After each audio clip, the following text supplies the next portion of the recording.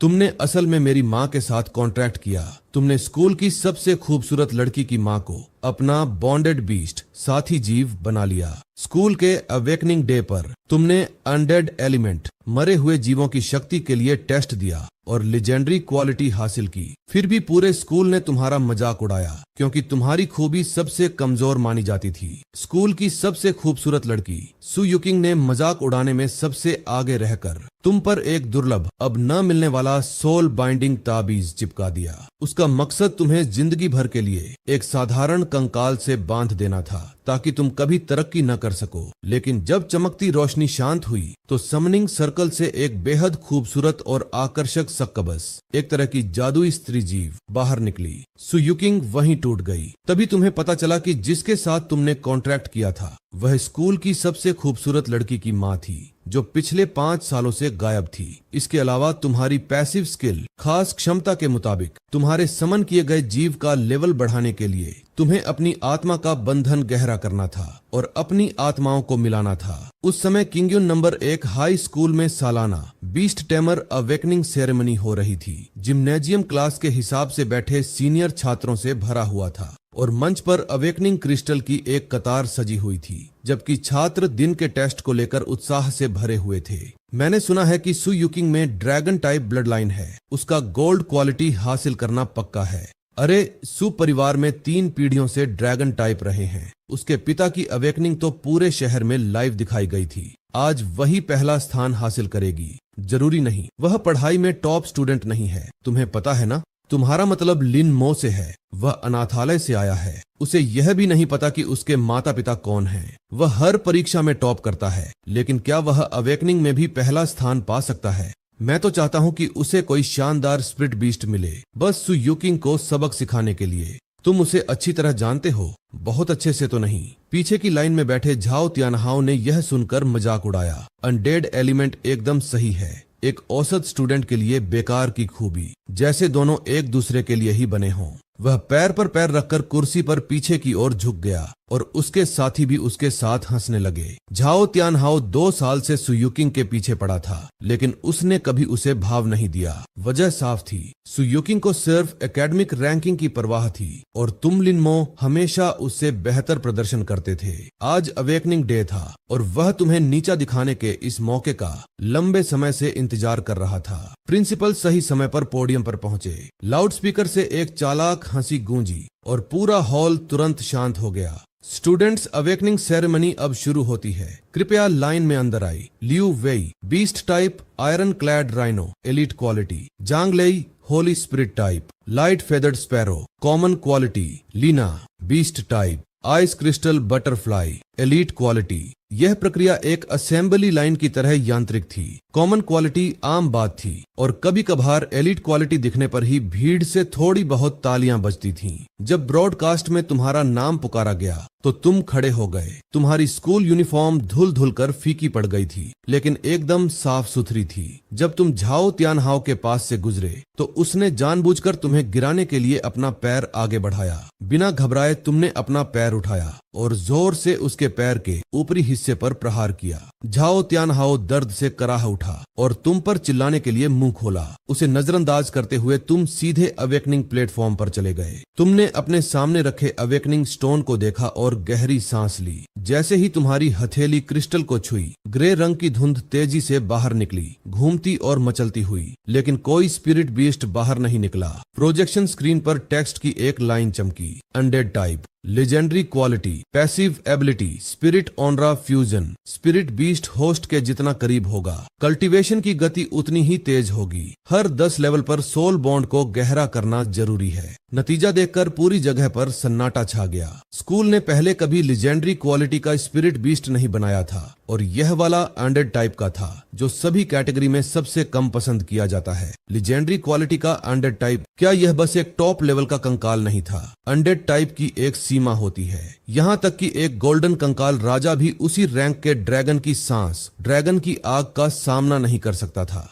1000 सालों में कभी कोई लेजेंडरी क्वालिटी का अनडेड टाइप नहीं देखा गया था। चाहे ग्रेड कितना भी ऊंचा हो, वह फिर भी अनडेड ही था। आखिरकार सोने का पानी चढ़ा कंकाल भी आखिर कंकाल ही होता है। अपने पैर के दर्द को नजरअंदाज करते हुए झाओ तियानहाओ सबसे पहले जोर से हंसा।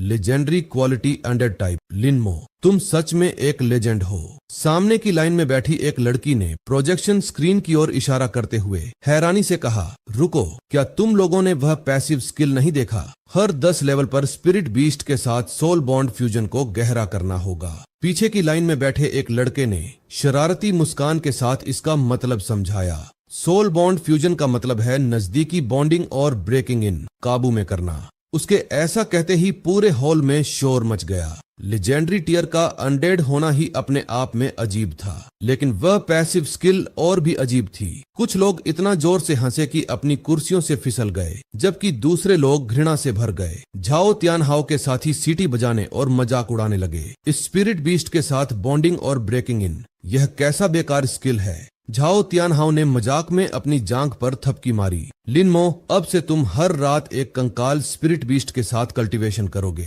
शांत हो जाओ, डीन ने माइक्रोफोन पर थपथपाया। उनकी आवाज थोड़ी कांप रही थी। लेजेंडरी क्वालिटी कहीं भी बहुत बड़ी खबर होती है, लेकिन यह अनडेड टाइप का था और साथ में वह पैसिव स्किल भी थी। उन्होंने खुद को संभालने के लिए गहरी सांस ली और घोषणा की कि अनडेड टाइप के लिए दूसरी बार समनिंग, बुलाने की प्रक्रिया की जरूरत होगी।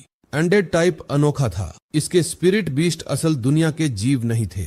लिनमो, अब तुम नीचे आ सकते हो। तुम स्टेज से नीचे उतरने लगे। जब तुम झाओ तियानहाओ के पास से गुजरे तो उसने थम्स डाउन, अंगूठा नीचे करके दिखाते हुए तुम्हारा मजाक उड़ाया। अरे मिस्टर लेजेंड, जब तुम उस लेजेंडरी टियर वाले कंकाल को बुलाओगे तो बॉन्डिंग और ब्रेकिंग इन करना मत भूलना, वरना तुम लेवल अप नहीं कर पाओगे। बिना कुछ कहे तुमने उसके दूसरे ठीक ठाक पैर पर जोर से पैर मार दिया।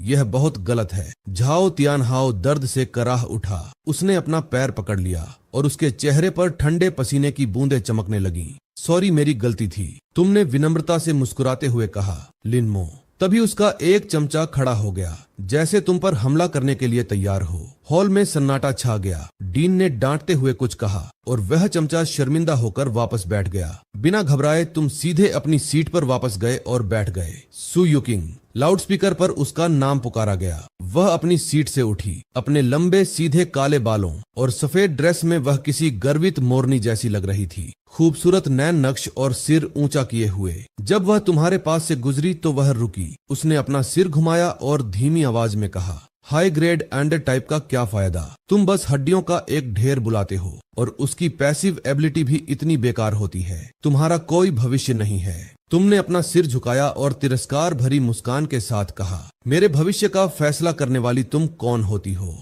मैंने तुम्हें 3 साल तक दबा कर रखा है। तुम एक बार दूसरे नंबर पर आई थी और हमेशा दूसरे नंबर पर ही रहोगी। सु युकिंग के चेहरे का गर्व गायब हो गया। उसने ठंडी नफरत भरी आवाज निकाली और अवेकनिंग क्रिस्टल की ओर बढ़ गई। जैसे ही उसकी हथेली क्रिस्टल को छुई, सुनहरी रोशनी का एक धमाका हुआ। आसमान से एक चांदी जैसी सफेद आकृति नीचे उतरी। एक युवा ड्रैगन जिसके स्केल्स, शरीर की परतें धातु की तरह चमक रहे थे।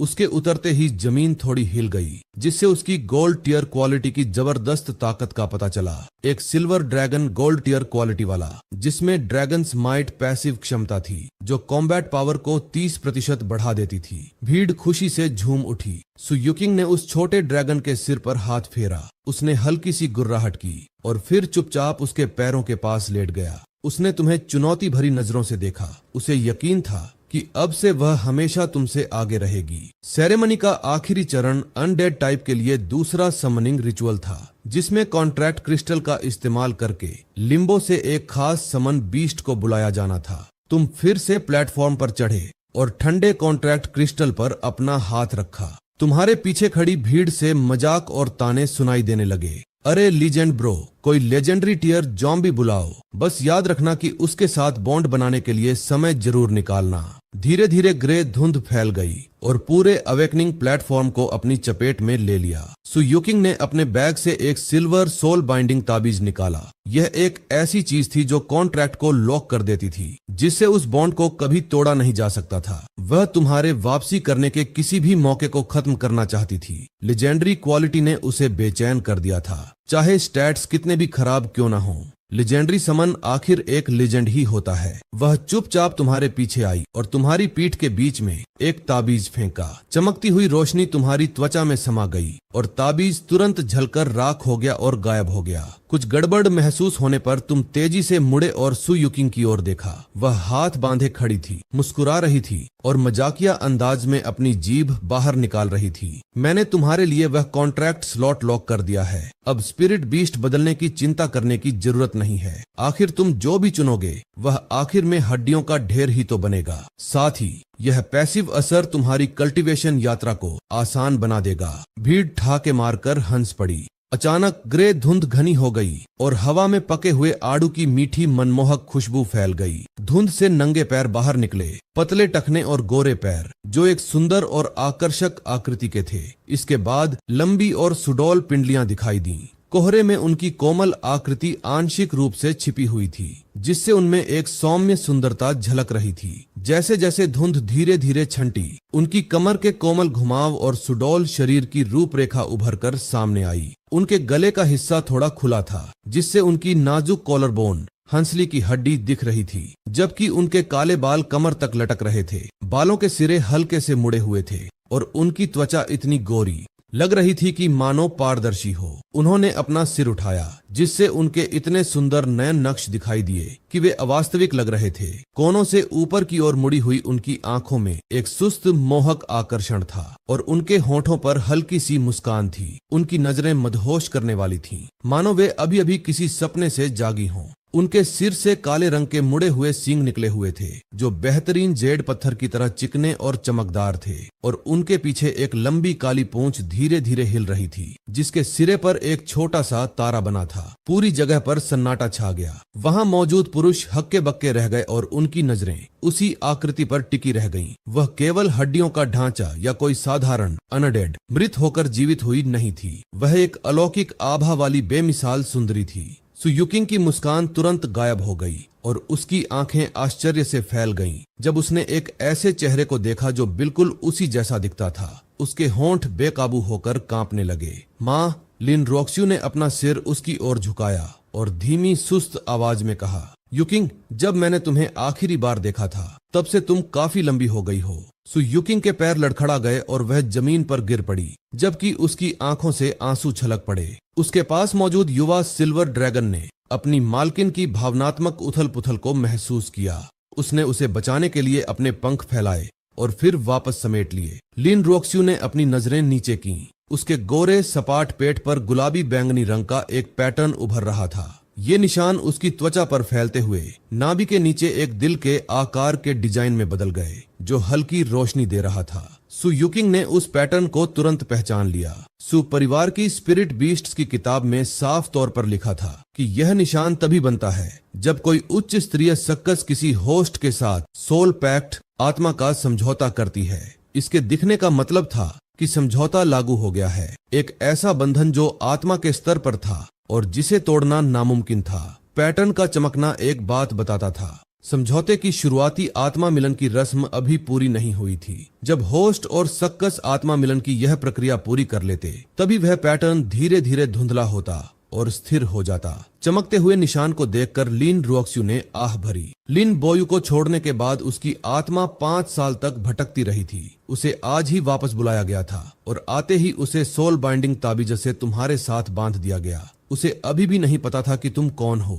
वह व्यक्ति जिसने वह जादू किया था, जिसने उसे और उसकी बेटी को हमेशा के लिए एक दूसरे से बांध दिया था। अपनी बेटी की टूटी हुई नजरों का सामना करते हुए उसकी आवाज में सुस्ती और हार मान लेने का भाव था। सु युकिंग कांपते हुए चमकते हुए सक्कस निशान को घूर रही थी। उसे अचानक तुम्हारी अवेकनिंग पैसिव क्षमता ऑरा मेल्डिंग याद आई, जिसके लिए हर 10 लेवल पर आत्मा के बंधन को गहरा करना जरूरी था। वह पैसिव कोई मजाक नहीं था, वह एक असली जरूरत थी, कुछ ऐसा जो करना ही था। उस पल अपनी माँ के बेहद खूबसूरत रूप को देखकर, जो तुम जैसे 18 साल के लड़के का दिल भी धड़का सकता था, सु युकिंग को एहसास हुआ कि यह सब उसी की वजह से हुआ था। उसने अपनी माँ को उस व्यक्ति के हाथों में सौंप दिया था जिसे वह सबसे ज्यादा नफरत करती थी। माँ, सु युकिंग की आवाज अब बुरी तरह कांप रही थी। वह घुटनों के बल बैठ गई और अपनी माँ का हाथ पकड़ लिया। उसके नाखून उसकी अपनी हथेलियों में गहरे ढंस गए कोई तो तरीका होगा, है ना? इसे तोड़ने का कोई तो तरीका होगा। लिन रोक्स्यू ने अपना सिर झुकाया, उसे हिलाया और आह भरी। अब कुछ नहीं किया जा सकता। समझौता पहले ही लागू हो चुका है। मेरा अस्तित्व, मेरी मूल सत्ता अब उससे अटूट रूप से बंध गई है। सु युकिंग बुरी तरह कांपने लगी। उसकी नजरें धुंधली हो गईं और उसने इनकार में सिर हिलाते हुए चिल्लाकर कहा, मुझे यकीन नहीं होता, कोई तो तरीका होगा। आखिरकार सु परिवार बहुत सारे कॉन्ट्रैक्ट मास्टर्स को जानता था। लिन रोक्स्यू की आवाज धीमी थी, फिर भी उसने सु युकिंग के सारे भ्रम तोड़ दिए। उसने खाली नजरों से ऊपर देखा, सिसकते हुए अपनी माँ के बेहद खूबसूरत चेहरे को निहारा। ऐसा चेहरा जो इस दुनिया में शायद ही कभी देखने को मिलता है। क्या तुम्हें अभी भी समझ नहीं आया? लिन रोक्स्यू ने उसकी कलाई पकड़ी और उसकी मुट्ठी खोल दी। आत्मा का बंधन एक पक्का समझौता होता है। जिस पल तुमने वह ताबीज इस्तेमाल किया, नतीजा तय हो गया था। कोई उसे बदल नहीं सकता। माँ, मुझे माफ कर दो, यह सब मेरी ही वजह से हुआ है। सु युकिंग इतनी परेशान थी कि ठीक से एक वाक्य भी नहीं बोल पा रही थी। नन्हा सिल्वर ड्रैगन घबराहट में अपने पंख फड़फड़ाते हुए उसके चारों ओर चक्कर लगा रहा था। एक तरफ खड़े होकर यह सब देखते हुए तुम्हें यह नजारा थोड़ा मजेदार लगा। सु युकिंग, तुमने आवाज दी। उसने झटके से अपना सिर ऊपर उठाया। उसकी आंखों के कोनों से हल्की सुनहरी रोशनी निकल रही थी। तुमने नीचे उसकी ओर देखा। तुम्हारे होठों पर हल्की मुस्कान थी। तुमने पहले क्या कहा था? मेरी कल्टीवेशन के आसान होने की कामना की थी। स्कूल यूनिफॉर्म की जेबों में हाथ डाले तुम मुड़े और बाहर निकलने के रास्ते की ओर चल दिए। बिना पीछे मुड़े कंधे के ऊपर से एक आखिरी बात कही, शुक्रिया, मैं ऐसा ही करूंगा। लिन रोक्स्यू ने धीरे से आह भरी। उसका शरीर बिना अपनी मर्जी के तुम्हारे पीछे चल पड़ा। जिम्नेजियम के फर्श पर नंगे पैर चलते हुए उसकी त्वचा पर बने सक्कबस के निशान हर कदम के साथ चमक रहे थे। वह समझौता उसे ऐसे खींच रहा था जैसे उसकी गर्दन पर रेशम का धागा बंधा हो। उसने आखिरी बार अपनी बेटी की ओर देखा, फिर अपनी पूंछ को धीरे धीरे हिलाते हुए वह चुपचाप तुम्हारे पीछे चल दी और चांदनी में ओझल हो गई। सु युकिंग जमीन पर लेटी हुई बेबसी से उन दोनों को जाते हुए देख रही थी। उसका दिल कड़वे दुख से भरा हुआ था। वह यह सोचने की हिम्मत भी नहीं कर पा रही थी कि उसकी माँ का भविष्य कैसा होगा। जिम्नेजियम में मौजूद लोग हैरान होकर एक दूसरे को देख रहे थे। किसी को उम्मीद नहीं थी कि हालात ऐसे हो जाएंगे। अगर मैं भी उस तरह सक्कबस क्वीन स्पिरिट बीस्ट को बुला पाता तो मैं भी खुश होता। वह पैसिव क्षमता वाकई कमाल की है। किसी ने धीरे से बुदबुदाया, बिल्कुल, एक लेजेंडरी ग्रेड सक्कस तो ड्रैगन टाइप स्पिरिट बीस्ट से भी ज्यादा दुर्लभ होती है। उस बच्चे लिन मो की किस्मत वाकई बहुत अच्छी थी कि उसे ऐसा सुनहरा मौका मिला। किसने कहा यह? झाओ तियानहाओ अचानक खड़ा हो गया। गुस्से में उसने भीड़ पर नजर डाली। जिम्नेजियम में तुरंत सन्नाटा छा गया। जिस व्यक्ति ने बुदबुदाया था उसने तुरंत अपना सिर झुका लिया। उसे डर था कि झाओ तियानहाओ उसे ही निशाना बनाएगा। झाओ तियानहाओ ने नाक से आवाज निकाली, खुद को काफी प्रभावशाली महसूस करते हुए और लंगड़ाते हुए सु युकिंग के पास गया। वह नीचे झुका और बड़बड़ाया, युकिंग, रो मत। मैं लिन मो से निपटने के लिए किसी को बुलाऊंगा और उस बंधन को तोड़ने के लिए एक कॉन्ट्रैक्ट मास्टर ढूंढूंगा। सु युकिंग ने झटके से अपना सिर ऊपर उठाया। उसकी आंखें इतनी लाल थीं कि लग रहा था मानो उनमें से सुनहरी रोशनी छलक पड़ेगी। तुम किसे ढूंढने वाले हो? तुम्हारे पिता कितने कॉन्ट्रैक्ट मास्टर्स को जानते हैं? अगर सु परिवार उस बंधन को नहीं तोड़ सका तो तुम्हारा झाओ परिवार उसे कैसे तोड़ सकता है? झाओ तियानहाओ निरुत्तर रह गया। उसने अपना सिर खुजलाया और एक अजीब मनाने वाली मुस्कान दी। युकिंग, गुस्सा मत हो, मैं बस तुम्हारी मदद करना चाहता था। सु युकिंग ने जमीन से उठने के लिए जोर लगाया। सिल्वर ड्रैगन का बच्चा घबराहट में उसके पैर से सट गया था और झाओ तियानहाओ को तिरस्कार भरी नजरों से देखा। तुम्हारी जैसी हालत है, तुम तो लाइन में खड़े होने के भी लायक नहीं हो। तुमने अपने किराए के अपार्टमेंट का दरवाजा खोला और अंदर कदम रखा। कमरा बहुत छोटा था, जिसमें बस एक सिंगल बेड, एक डेस्क और प्लास्टिक की अलमारी थी। लिन रोक्स्यू की नजर पूरे कमरे पर घूमी और आखिर में सिंगल बेड पर टिक गई, जबकि उसकी पूंछ हल्के से हिली। तुमने अलमारी से एक साफ टी शर्ट निकाली और उसकी तरफ फेंक दी। वह तुम्हारे पास मौजूद एकमात्र टी शर्ट थी। लिन रोक्स्यू ने शर्ट पकड़ी और बाथरूम की तरफ मुड़ गई। तुम बिस्तर के किनारे बैठे और अपना ग्रे एट्रीब्यूट पैनल देखा। नाम लिन मो, क्लास लीजेंडरी अनडेड, लेवल 1, ताकत 8, फुर्ती 7, spirit 15, passive skill aura fusion. Spirit beast host के जितना करीब होता है, कल्टीवेशन की गति उतनी ही बढ़ती है। लेवल 10 पर बॉन्ड ब्रेक थ्रू की जरूरत होती है। खास खूबी, समन किए गए बीस्ट हर 10 लेवल पर अपने किसी एक स्किल का कमजोर वर्जन होस्ट को देते हैं। Contracted spirit beast Lin Roxue, succubus legendary grade, skills eyes of charm, energy lash, contract की खूबी सक्कबस फिजियोलॉजी, डुअल कल्टीवेशन से दोगुना अनुभव, विपरीत लिंक के साथ +10% बेस एफिनिटी, समनर स्किल्स अभी तक नहीं जगी हैं। एक सोच के साथ तुमने लिन रोक्स्यू का अलग सब पैनल खोला। Contracted spirit beast, Lin रोक्स्यू, race, सक्बस, rank, legendary, level 1, ताकत 12, फुर्ती 18, spirit 25, skills, mental control, dual energy shock देने में सक्षम, एंडेड क्लास, सच में एक अनोखे तरह का समनर है। तुमने इंटरफेस पर नजर डाली और तुम्हारे होठों के कोने अनजाने में फड़क उठे। बाथरूम में पानी की आवाज बंद हो गई और लिन रोक्स्यू वापस आ गई। उसके कपड़े का निचला हिस्सा मुश्किल से उसकी जांघों को ढक रहा था। गीले बाल उसके गालों से चिपके हुए थे और पतले कपड़े के नीचे उसके पेट के निचले हिस्से पर बना सकबस का निशान हल्की रोशनी दे रहा था। उसने धीरे से आह भरी और बिस्तर के किनारे बैठ गई। अपनी पूंछ को अपने पैरों पर टिका लिया। सिर घुमाकर उसने अपनी सुस्त आकर्षक आंखों से चुपचाप तुम्हारी ओर देखा। दीवार के सहारे एक तरफ झुकते हुए तुमने बिस्तर पर खाली जगह पर हाथ थपथपाया। यहाँ आ जाओ।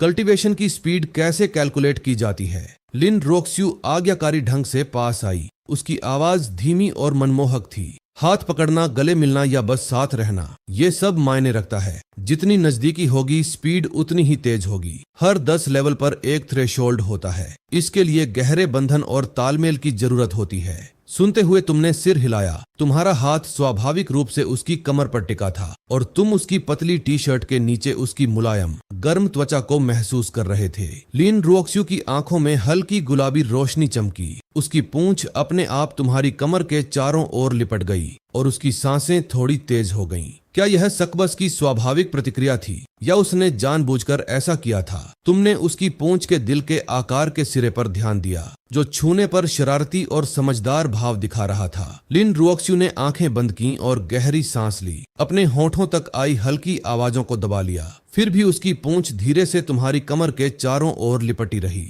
सकबस की पूंछ बहुत संवेदनशील होती है। छूने पर मेरी मर्जी के बिना भी स्वाभाविक प्रतिक्रिया होती है। तो तुम्हारी इच्छा क्या है? मुझे कुछ मामलों की जांच करने के लिए और ताकतवर बनने की जरूरत है। लिन रोक्स्यू ने अपनी आंखें खोली और तिरछी नजर से तुम्हारी ओर देखा। उसके चेहरे पर अभी भी हल्की लाली थी। तुम लेजेंडरी क्वालिटी के हो। तुम मुझे सबसे तेजी से ताकतवर बनने में मदद कर सकते हो। बस यही मेरी एकमात्र इच्छा है। लगता है तुम मुझसे भी ज्यादा बेताब हो। बाकी बातें मैं तुम्हें बाद में बताऊंगा। अपने इतने करीब उस युवक की महक को महसूस करते हुए लिन रोक्स्यू का गला सूखने लगा और उसने दूसरी तरफ मुड़ने की कोशिश की। फिलहाल कल्टीवेशन पर ध्यान देते हैं। तुमने इस बात को और आगे नहीं बढ़ाया। अपनी गर्म हथेली को उसके पेट के निचले हिस्से पर रखते हुए तुम उसके अंदर आध्यात्मिक ऊर्जा के बहाव को साफ महसूस कर सकते थे। लिन रोक्स्यू की सांसें अचानक तेज हो गईं। गर्म बेचैन ऊर्जा की एक लहर ने उसे घेर लिया और उसकी आंखें धुंधली हो गईं।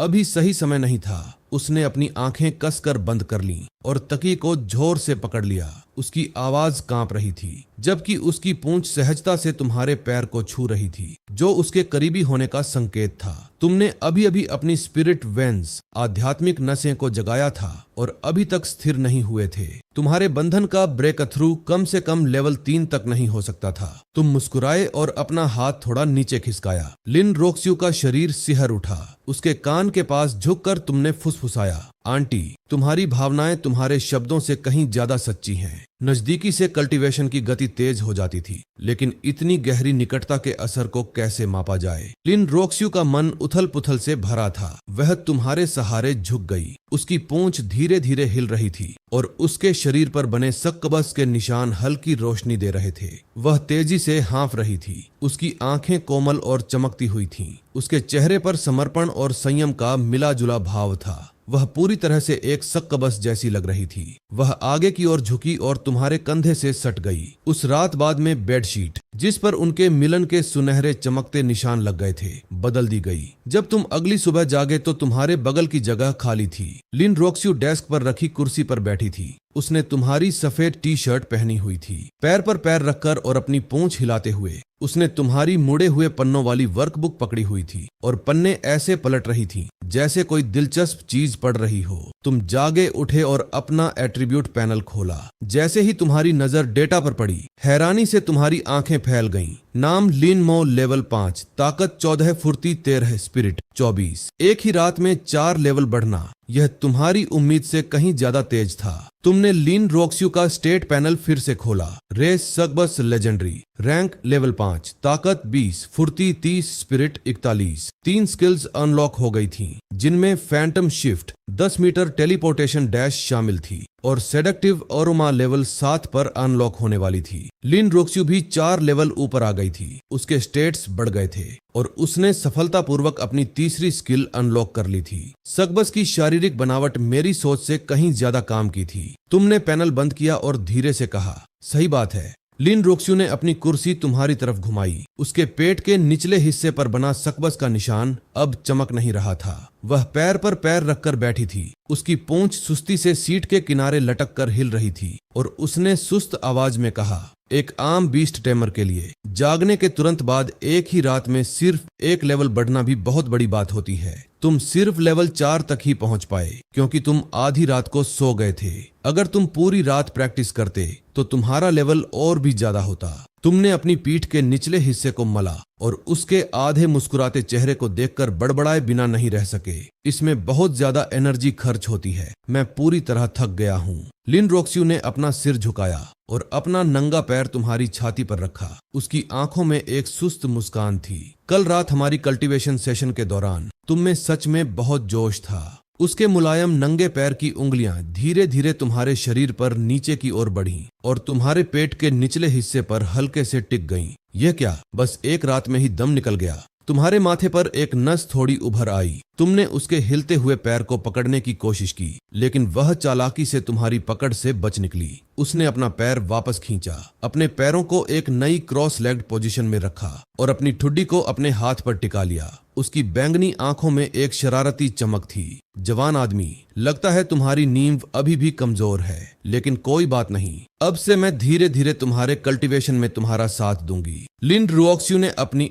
ठुड्डी टिकाई। उसकी खूबसूरत बैंगनी आंखें मजाकिया शरारत से भरी थीं। वह सुस्त और आकर्षक दोनों लग रही थी। उसकी हर हरकत में एक टॉप लेवल सकबस का स्वाभाविक कोमल आकर्षण झलक रहा था। उसे पूरी तरह से शांत देखकर तुमने सदियों से जी रही एक सकबस के साथ बहस करने की जहमत नहीं उठाई। तुमने बस खुद को ठीक किया और स्कूल के लिए तैयार हो गए। तुमने एक आम बात कही और लिन रोक्स्यू ने आज्ञाकारी ढंग से सिर हिलाया और तैयार होने के लिए उठ खड़ी हुई। बस एक सोच के साथ उसके कपड़े तुरंत बदल गए। उसकी सफेद टी शर्ट एक सकबस के औपचारिक परिधान में बदल गई और गहरे पैटर्न वाला एक लंबा गाउन उसके कोमल सुंदर शरीर को उभार रहा था। शानदार और आकर्षक, फिर भी सादगी भरा। उसके सिर से छोटे काले सींग निकले और पीछे एक लंबी काली पूंछ लटक रही थी। उसके चेहरे पर एक शांत आकर्षक भाव आ गया जो दूसरों को दूर रहने की चेतावनी दे रहा था। तुम दोनों किराए के अपार्टमेंट से बाहर निकले और किंगयुन सिटी नंबर 1 हाई स्कूल की ओर चल पड़े। आज सुबह स्कूल में आम दिनों की तुलना में कहीं ज्यादा चहल पहल थी। कल हुए अवेकनिंग सेरेमनी ने एक जबरदस्त खबर दी थी। सुयुकिंग एक शानदार प्रतिभा वाली लड़की जिसके पास top level golden dragon type talent और अद्भुत सुंदरता थी, उसे पूरे इवेंट में छा जाना चाहिए था। हालांकि हमेशा टॉप स्टूडेंट रहने और तुम्हारे जबरदस्त टैलेंट से जलकर उसने चालाकी दिखाते हुए एक सोल बाइंडिंग टैलिस्मन का इस्तेमाल किया। उसका मकसद तुम्हारी तरक्की की क्षमता को रोकना और उस प्रतिद्वंद्वी को दबाना था जो हमेशा उससे बेहतर प्रदर्शन करता था। लेकिन उसका प्लान बुरी तरह उल्टा पड़ गया। उसने खुद अपनी माँ, एक लेजेंडरी ग्रेड सकबस जिसे उसने 5 साल पहले खो दिया था, को हमेशा के लिए तुमसे बांध दिया। इस घटना की खबर रातों रात किंगयुन नंबर 1 हाई स्कूल में फैल गई और कैंपस के हर कोने में इसकी चर्चा होने लगी। ये सच में अविश्वसनीय था। लोग अभी भी यकीन नहीं कर पा रहे थे कि सु युकिंग ने खुद अपनी मां और लिन मो के बीच एक कॉन्ट्रैक्ट बनाया था। शुरुआत में लिन मो का मजाक उड़ाया गया था क्योंकि उसने अनडेड टाइप की शक्ति हासिल की थी, लेकिन बाद में उसने एक लेजेंडरी सकबस को बुला लिया। सबसे चौंकाने वाली बात उस सोल कॉन्ट्रैक्ट की प्रकृति थी। यह एक ऐसा स्थायी बंधन था जिसे कभी तोड़ा नहीं जा सकता था। अब से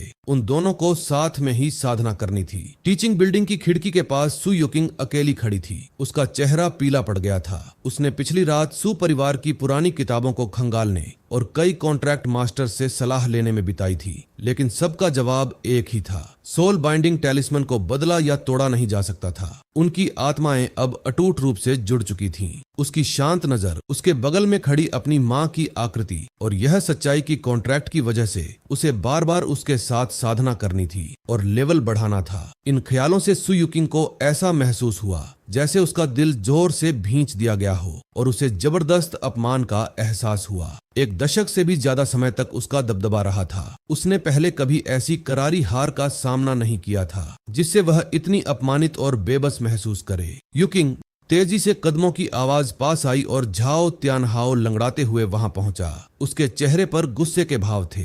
मैं तुम्हारी परेशानी समझता हूँ, परेशान मत हो। लिनमो को बस अचानक बहुत अच्छी किस्मत मिल गई। एक अनाथ का लेजेंडरी ग्रेड स्पिरिट बीस्ट के साथ बॉन्ड कैसे बन सकता है? चिंता मत करो, मैंने अपने परिवार से कोई तरीका खोजने के लिए कह दिया है। भले ही वे कॉन्ट्रैक्ट न तोड़ पाते, फिर भी वे किसी ऐसे व्यक्ति को ढूंढ सकते थे जो उसे दबा सके और उसका गुस्सा निकाल सके। झाओ त्यानहाओ ने भरोसा दिलाने के लिए अपनी छाती थपथपाई और इस मौके का फायदा उठाकर सु युकिंग का दिल जीतने की उम्मीद की। चुप हो जाओ। सु युकिंग ने झटके से अपना सिर घुमाया। पूरी रात दबाकर रखा गया अपमान और गुस्सा आखिरकार फूट पड़ा। तुम्हारे पास क्या समाधान हो सकता है? सिर्फ झाओ परिवार के भरोसे। झाओ त्यानहाओ वहीं जम गया। अजीब और बेबस दिखते हुए उसने अपना सिर खुजलाया और शर्मिंदा होकर मुस्कुराया। युकिंग, गुस्सा मत करो, मैं बस मदद करना चाहता था। सु युकिंग ने उसे तिरस्कार भरी नजर से देखा और उपहास भरी हंसी हंसी। तभी स्कूल के गेट पर हलचल मच गई। वह आ रही है, वही लिनमो की सकबस स्पिरिट बीस्ट है। कोई हैरानी से फुसफुसाए बिना नहीं रह सका। उसकी सुंदरता असाधारण थी, कुछ ऐसा जिसे वे एक दिन पहले जिम्नेजियम की दूरी से पूरी तरह नहीं देख पाए थे। इतनी खूबसूरत मां होने पर कोई आश्चर्य नहीं कि सु युकिंग इतनी सुंदर है। लेकिन सुंदरता का क्या फायदा? वह अब लिनमो की कॉन्ट्रैक्टेड स्पिरिट बीस्ट है और मैंने सुना है कि उस पैसिव एबिलिटी के लिए उन्हें हर 10 लेवल पर एक साथ कल्टीवेट करना पड़ता है। चुप हो जाओ, बात करना बंद करो। वह इधर देख रही है। लिन रुओक्स्यू ने फुसफुसाते हुए छात्रों की ओर देखा। उसके होठों पर एक हल्की रहस्यमयी मुस्कान थी। मैंने तुमसे बीस्ट स्पेस में रहने के लिए कहा था। इससे हमें बहुत सारी अनावश्यक परेशानियों से छुटकारा मिल जाता। तुम आगे बढ़ गए, बिना पीछे मुड़े बात करते हुए। लिन रुओक्स्यू ठीक पीछे पीछे चल रही थी। उसकी पूंछ धीरे धीरे हिल रही थी। उसे धूप सेंके हुए काफी समय हो गया था। बीस्ट टेमिंग स्पेस में एकदम सन्नाटा था, इसलिए जब सूरज की रोशनी उस पर पड़ी तो उसने थोड़ी आंखें सिकोड़ी और उस गर्माहट का मजा लिया। नीचे टीचिंग बिल्डिंग के पास सु युकिंग घबराहट में खड़ी थी। उसकी नजरें लिन रुओक्स्यू के पेट के निचले हिस्से पर टिकी थीं, वहां जहां सक्कबस मार्क था। लेकिन उसने जो लंबी ड्रेस पहनी थी उससे यह पता लगाना नामुमकिन था कि निशान में कोई बदलाव हुआ है या नहीं। झुंझलाकर उसने जमीन पर पैर पटका, मुंह खोला और धीरे से कहा, माँ। लिन रुओक्स्यू के चेहरे पर हल्की मुस्कान आई। उसने धीरे से सिर हिलाया और जवाब दिया, युकिंग। उन 2 आसान शब्दों ने सु युकिंग की आंखों में आंसू ला दिए। उसके सामने खड़ी महिला उसकी अपनी माँ थी, फिर भी वह तुम्हारी कॉन्ट्रैक्टेड स्पिरिट बीस्ट बन चुकी थी। इस सच्चाई की अजीबोगरीब स्थिति ने उसकी सांसें अटका दी। भीड़ की फुसफुसाहट जारी थी। उनकी बातें दिल को चुभ रही थीं। तुम रुके, उन दोनों की ओर मुड़कर देखा और कहा कि बाद में मिलोगे। क्लास पहले जरूरी थी। तुमने सु युकिंग की भावनाओं की कोई परवाह नहीं की। तुम्हारे लिए यह सब उसी का रचा हुआ एक नाटक था। सु युकिंग ने अपना निचला होंठ काटा। उसकी आंखों में आंसू भर आए। फिर भी तुम्हें नाराज करने के डर से उसने एक शब्द भी नहीं कहा। वह समझती थी कि एक बीस्ट टेमर के तौर पर कॉन्ट्रैक्ट के जरिए तुम्हारी उसकी माँ पर पूरी सत्ता थी। अगर तुम्हें सच में बहुत ज्यादा उकसाया जाता तो उसकी माँ को कॉन्ट्रैक्ट की ऊर्जा का बुरा असर झेलना पड़ता, और ऐसा होने देने में तुम जरा भी नहीं हिचकिचाते। लिन रुओक्स्यू ने अपनी बेटी के दुखी चेहरे को देखा। उसकी आंखों में हार मान लेने का भाव था। फिर भी वह आज्ञाकारी बनकर तुम्हारे पीछे चलती रही। सोल कॉन्ट्रैक्ट से बंधी होने के कारण बुलाए जाने के पल से ही कॉन्ट्रैक्टेड स्पिरिट बीस्ट की पहचान बाकी सब चीजों से ज्यादा अहम हो गई थी। यह देखकर झाओ त्यानहाओ ने तुरंत मौका लपक लिया। वह आगे बढ़ा और तुम्हारा रास्ता रोक लिया। लिनमो, वहीं रुको। वह तुम्हारे रास्ते में खड़ा हो गया। गुस्से में दांत पीसते हुए बोला, तुम्हें किस बात का इतना घमंड है? तुम्हें एक खास कॉन्ट्रैक्ट बॉन्ड से सोल बीस्ट मिला है और तुम इसे कैंपस में दिखावा करते फिर रहे हो। युकिंग ने मेहरबानी करके वह कॉन्ट्रैक्ट तुम्हारे साथ किया, फिर भी देखो तुम इतने लंबे समय से किसी और की माँ पर अपना हक जमाए बैठे हो। तुम्हें तमीज नाम की कोई चीज नहीं है। झाओ तियानहाओ ने जानबूझकर अपनी आवाज ऊंची की ताकि दूसरे स्टूडेंट्स भड़क जाई और तुम्हारी बदनामी हो। आसपास के स्टूडेंट्स रुककर देखने और फुसफुसाने लगे। युकिंग, दोस्तों के मामले में तुम्हारी पसंद सच में बहुत खराब है। इससे पहले कि तुम कुछ कह पाते, लिन रुओक्स्यू ने पहले ही बोल दिया। झाओ तियानहाओ वह वहीं जम गया, कुछ कहने की तैयारी में था, लेकिन उसके शब्द गले में ही अटक गए। वह उलझन में फंस गया और माहौल बहुत अजीब हो गया। आंटी, मेरा वो मतलब नहीं था। तो तुम्हारा क्या मतलब था? लिन रुओक्स्यू ने अपना सिर थोड़ा झुकाया। उसकी आवाज धीमी और मखमली थी और आखिर में आवाज का उतार चढ़ाव दिल को छू लेने वाला था। वह नंगे पांव चल रही थी। उसके कदम हल्के और बिना किसी जल्दबाजी के थे। वह धीरे धीरे आधा कदम आगे बढ़ी। उसकी लंबी गहरे पैटर्न वाली ड्रेस उसकी कोमल काया को उभार रही थी, जिससे उसमें एक शानदार आकर्षण आ गया था। वह बेहद खूबसूरत और साथ ही शालीन लग रही थी। उसके पीछे एक पतली काली पूंछ लहरा रही थी, जिसका दिल के आकार का सिरा धीरे धीरे हिल रहा था। उसकी हर हरकत में एक स्वाभाविक कोमल आकर्षण था। बस वहां खड़े होने से ही उसने आसपास के लड़कों को बेचैन कर दिया और झाओ तियानहाओ के मन में जो गुस्सा था वह भी तुरंत गायब हो गया। तुम कह रहे हो कि मेरे बच्चे ने गलत व्यवहार किया। लिन रुओक्स्यू थोड़ा आगे झुकी। उसके काले बालों की कुछ लटें उसके कंधे पर आ गिरीं। तुम लिन मो और इस कॉन्ट्रैक्ट की बुराई कर रहे हो, लेकिन क्या तुम सच में पूरी बात जानते हो? युकिंग ने जवानी के जोश और थोड़ी उलझन में आकर यह सोचा था। वह साफ दिल की है। यह बस कंपटीशन की भावना में आया एक पल का ख्याल था। उसका किसी को भी दुख पहुंचाने का कोई इरादा नहीं था। लिन रुओक्स्यू की आंखों में झाओ तियानहाओ को देखते हुए थोड़ी सी सुरक्षात्मक नरमी दिखी, लेकिन उसकी आवाज में बेरुखी थी। तुम कहते हो कि तुम उसका पक्ष ले रहे हो, फिर भी तुम सबके सामने उसके शर्मनाक अतीत का ढिंढोरा पीटते हो। उसे पूरे स्कूल के गपशप का विषय बना देते हो और उसे एक मुश्किल स्थिति में फंसा देते हो। क्या इसे ही तुम मदद कहते हो? अपनी पतली पूंछ को हल्के से हिलाते ही एक अदृश्य कोमल और आकर्षक आभा चुपचाप फैल गई। झाओ तियानहाओ का दिमाग तुरंत सुन्न हो गया। वह बेसुध हो गया। उसके हाथ पैर ढीले पड़ गए और उसके अंदर भरा हुआ तेज गुस्सा बिना किसी निशान के गायब हो गया। वह जवाब देने के लिए मुंह खोलना चाहता था, लेकिन अपने होंठ हिलाने में असमर्थ था। उसकी नजरें बेजान हो गईं और वह हैरान परेशान खड़ा रहा। एक शब्द भी नहीं बोल पाया। उसके मुंह के कोने से लार की एक बूंद धीरे धीरे नीचे गिरी, जिससे वह पूरी तरह बेजान और खाली खाली सा लगने लगा। आसपास के सभी छात्र, लड़के और लड़कियां लिन रुओक्स्यू से मंत्रमुग्ध हो गए। उसकी बेपरवाह कोमल मुद्रा और एक ऐसी आभा जो एक ही समय में शांत, बेरुखी और कोमल आकर्षण से भरी थी, ने उसके हर छोटे से भाव, चाहे त्योरी चढ़ाना हो या मुस्कुराना, को दिल को छू लेने वाला बना दिया, जिससे देखने वाले मंत्रमुग्ध रह गए। कुछ सेकंड बाद लिन रुओक्स्यू की आंखों की मुस्कान गायब हो गई और उसने अपनी आकर्षक आभा वापस खींच ली। उस जादुई प्रभाव के हटते ही झाओ तियानहाओ होश में आया। कुछ पल पहले की अपनी बेसुध हालत को याद करते हुए उसके गाल अचानक गर्मी से तमतमा उठे और वह अवाक रह गया। लिन रुओक्स्यू सीधी खड़ी हो गई। उसने अपनी बेपरवाह, शांत मुद्रा बनाए रखी, लेकिन उसकी आंखों की नरमी पूरी तरह गायब हो गई और उसकी जगह एक शांत, बेरुखी और उदासीन भाव ने ले ली। तो बस दोस्तों, यह स्टोरी यहीं रुकती है। अगर आपको आगे की कहानी जाननी है तो इस वीडियो पर 100 कमेंट्स कर दो, या फिर कमेंट सेक्शन के साइड में जो हाइप बटन है उसे क्लिक कर डू। आपका एक छोटा सा एफर्ट मेरे लिए बहुत बड़ी बात है। यहाँ तक देखने के लिए आपका बहुत शुक्रिया। वीडियो को लाइक और चैनल को सब्सक्राइब करना मत भूलना, ताकि अगला पार्ट आते ही आपको सबसे पहले पता चले। मिलते हैं अगले चैप्टर में।